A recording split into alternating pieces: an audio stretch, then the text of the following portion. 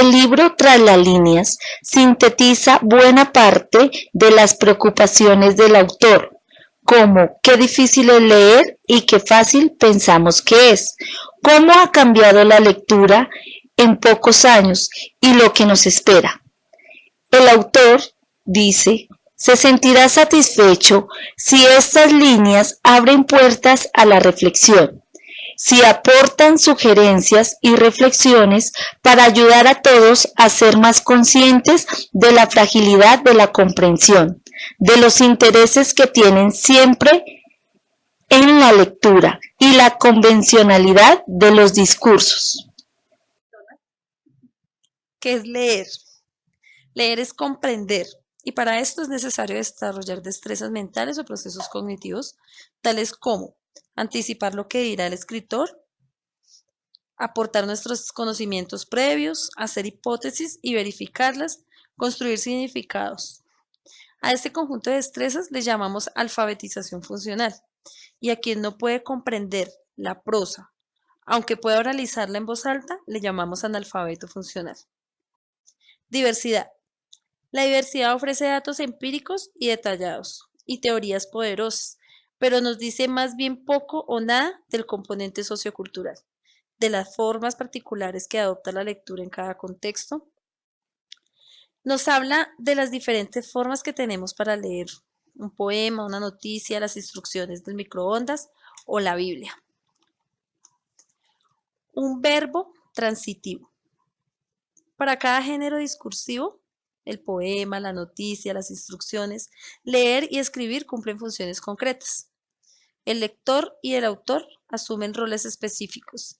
Se manejan unos recursos lingüísticos prefijados, se practica una retórica también preestablecida y con el paso del tiempo todo ha cambiado, desde los papiros egipcios hasta las pantallas electrónicas. En conclusión, leer es un verbo transitivo y no existe una actividad neutra o abstracta de lectura, sino múltiples, versátiles y dinámicas maneras de acercarse a comprender cada género discursivo. A continuación, 3 puntos de vista. Para mostrar la importancia del componente sociocultural, nos podemos fijar en 3 concepciones de la comprensión lectora. No son 3 formas diferentes de leer, sino 3 representaciones sobre lectura. Concepción lingüística. Según esta concepción, el significado se aloja en el escrito. Leer es recuperar el valor semántico de cada palabra y relacionarlo con el de las palabras anteriores y posteriores. He aquí algunos ejemplos. Cuando vemos en una tarjeta gracias, alguien nos está dando muestra de agradecimiento. También cuando decimos obtuve un 5, es que logramos el objetivo o tenemos una buena nota. Al escuchar también es una ciudad muy bonita, podemos hacer referencia a que la ciudad está muy limpia, muy tranquila, muy organizada o que los ciudadanos son muy cálidos. También nos dice que de acuerdo con esta concepción, aprender a leer es una cuestión lingüística. Consiste en aprender las unidades léxicas de un idioma y las reglas que regulan su combinación, sean de nivel oracional o discursivo. Concepción psicolingüística. A menudo entendemos cosas que no fueron dichas. A veces el sentido que adquieren algunas expresiones no corresponden a su acepción semántica. Por ejemplo, cuando decimos Jairo es paisa, pero no consume bandeja paisa. ¿Esto a qué nos hace referencia? Por nuestro entorno o contexto o por nuestros conocimientos previos empezamos a hacer deducciones y podemos llegar a la conclusión de que todos los paisas deben consumir bandeja paisa, pero pueden haber personas de que a pesar de su región no les gusta el plato típico de la misma. También otro ejemplo sería, la hija de los vecinos de arriba no se parece a sus padres. Esto nos llevaría a pensar que la niña puede ser adoptada o que quizás o nos lleva a cuestionarnos por qué no tiene las mismas características de estos. En los anteriores ejemplos entendemos datos que no provienen del valor semántico de las palabras. Según los casos, el lector aporta datos al texto procedentes de su conocimiento.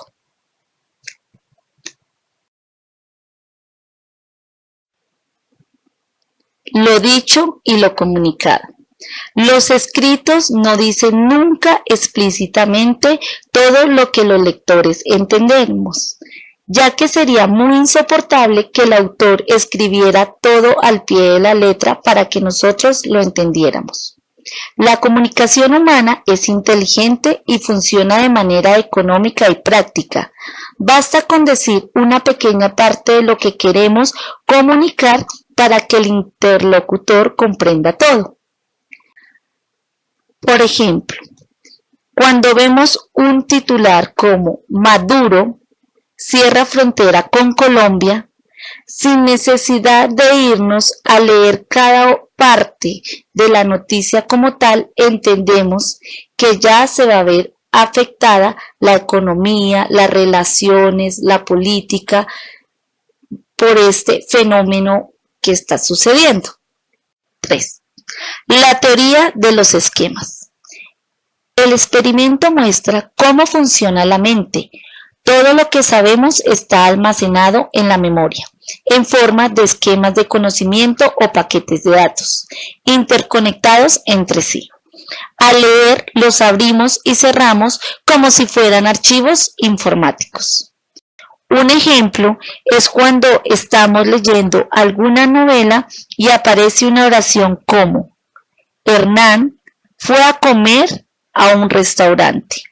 Inmediatamente nuestra memoria empieza a recordar los restaurantes que hemos visitado o que tengan alguna característica similar a la que está en la novela. Construir el significado. El significado del texto ni se aloja en las palabras ni es único, estable u objetivo. Al contrario, se ubica en la mente del lector. Se elabora a partir del conocimiento previo que éste aporta y precisamente por este motivo varía según los individuos y las circunstancias. Una misma persona puede obtener significados diferentes de un mismo texto si lo lee en diferentes circunstancias en las que cambie su conocimiento previo. En definitiva, según la concepción psicolingüística, leer no solo exige conocer las unidades y las reglas combinatorias del idioma, también requiere desarrollar las habilidades cognitivas implicadas en el acto de comprender, aportar conocimiento previo, hacer inferencias, formular hipótesis y saber verificar o reformular. El significado es como un edificio que debe construirse el texto y el conocimiento previo, los ladrillos, Procesos cognitivos, las herramientas de albañilería. Concepción sociocultural. Entonces, decimos que sin discutir el significado se construye en la mente del lector o que las palabras del discurso aportan una parte importante en el mismo. Como primer punto tenemos el significado de las palabras, que es cómo el conocimiento previo que aporta el lector tienen origen social. Como segundo punto, el discurso no surge de la nada, el discurso refleja sus puntos de vista, es comprender el discurso de la visión del mundo. Como tercer punto tenemos el discurso, el autor y el lector. Tampoco son elementos aislados los actos de literacidad que practica de lectura y escritura se dan en ámbitos e instituciones particulares. Entonces decimos que cada comunidad, cada ámbito y cada institución usan el discurso de modo particular según su identidad o su historia.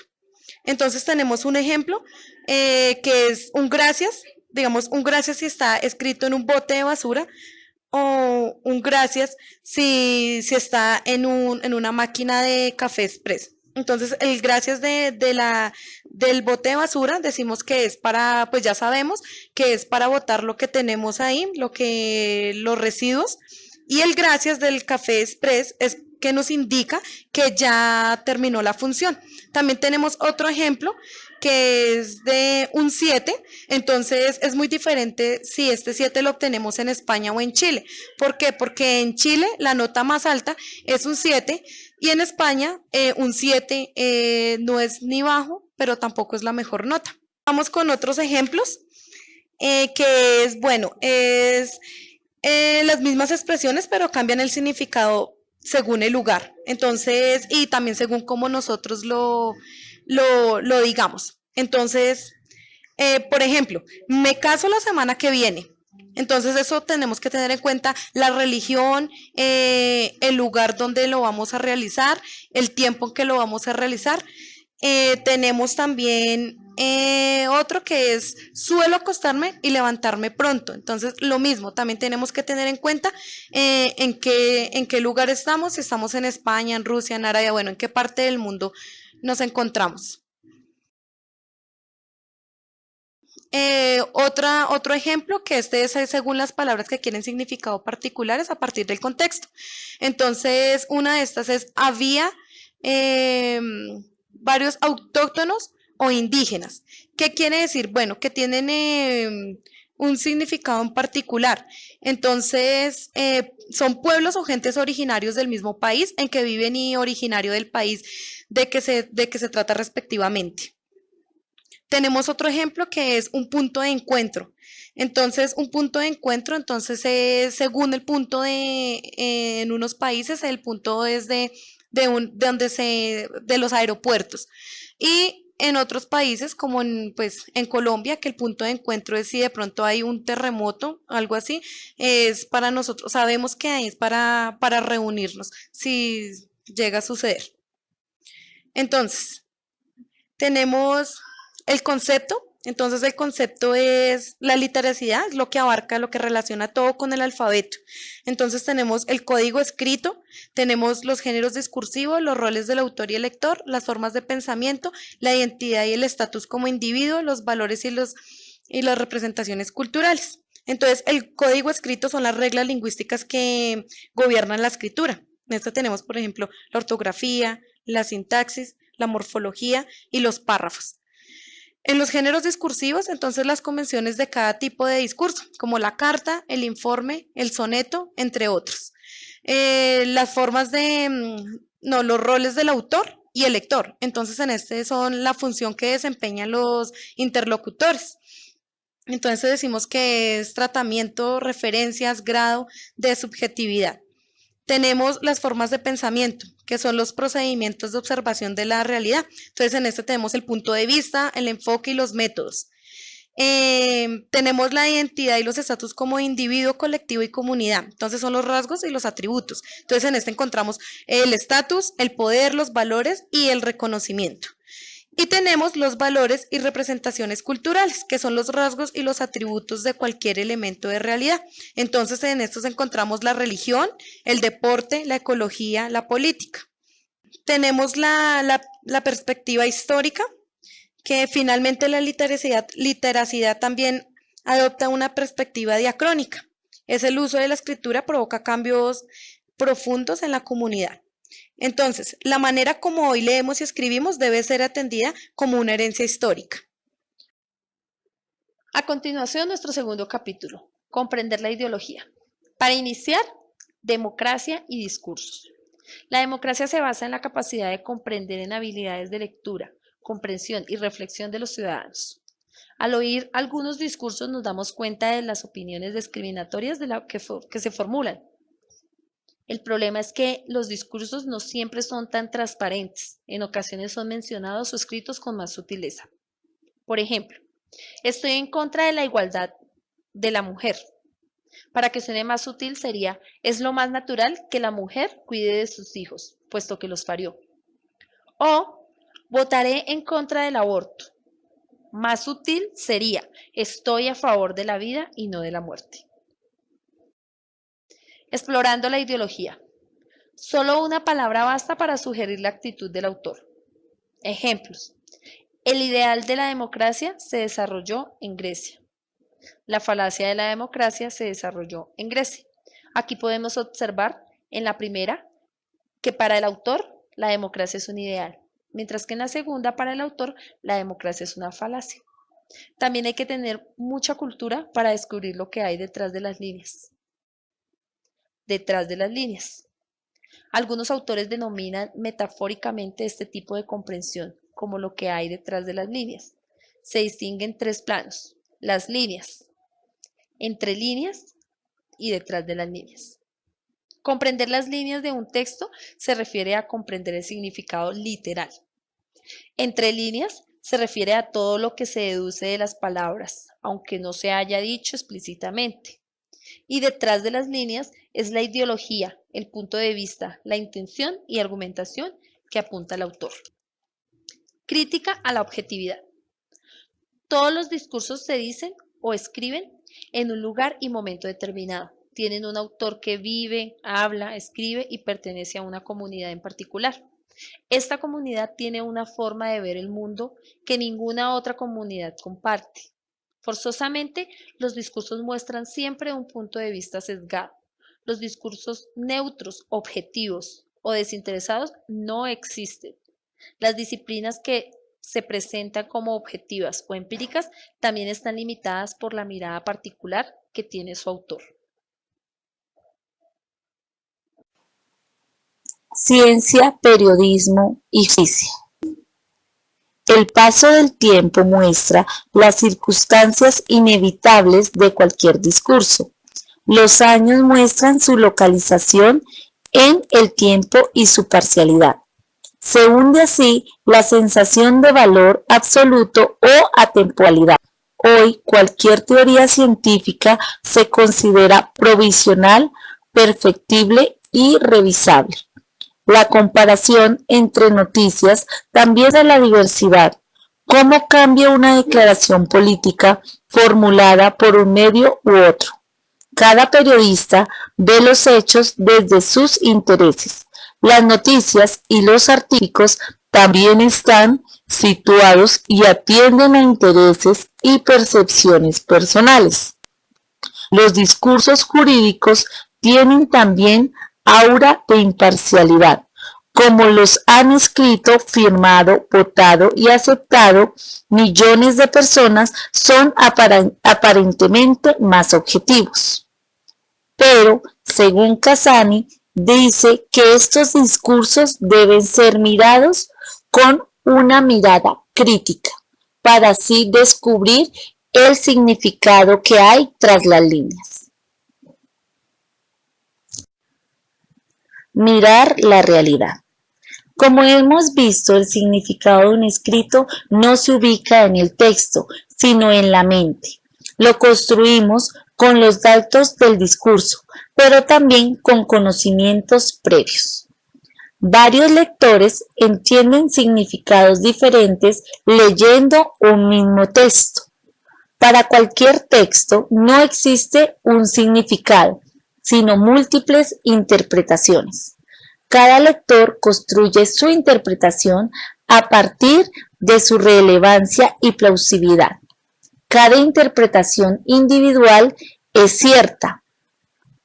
La forma más completa de comprender radica en sumar varias interpretaciones, en poder acceder a lo que entienden personas diferentes de un mismo texto. Comprobemos esta teoría. Aquí estamos observando un cuadrado compuesto con varios cuadros. Algunas personas, al quererlo interpretar, podrán ver 9 cuadros grandes. Otros podrán ver 16 o hasta 30. Asimismo pasa con el texto escrito. Según cómo lo observemos y cómo reflexionemos sobre él, así dará nuestro resultado o nuestra interpretación final.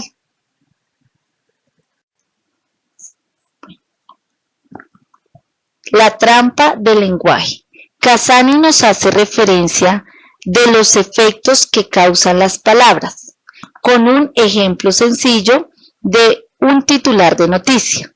Este dice así: inmigrante pega a adolescente. Inmediatamente cuando leemos este titular decimos: un inmigrante en Colombia puede ser una persona peruana, un argentino, un venezolano, o también si ya estamos, por ejemplo, en España, podemos decir un canadiense, un mexicano.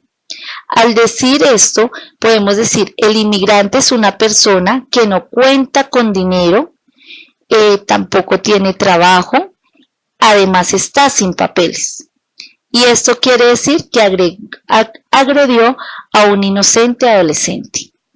Pero ya, cuando nos dicen que mujer canadiense agrede a joven adolescente cabeza rapada, inmediatamente cambia nuestra visión y empezamos a crear otra versión.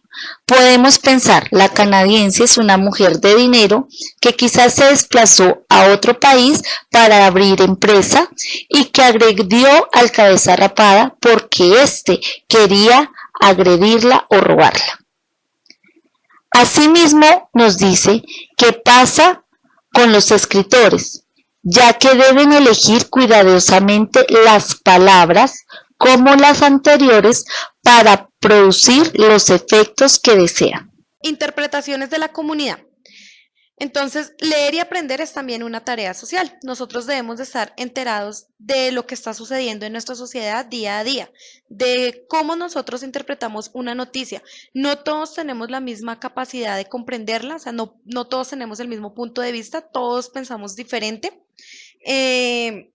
No basta con mi interpretación crítica de los discursos, necesito otra que sea social.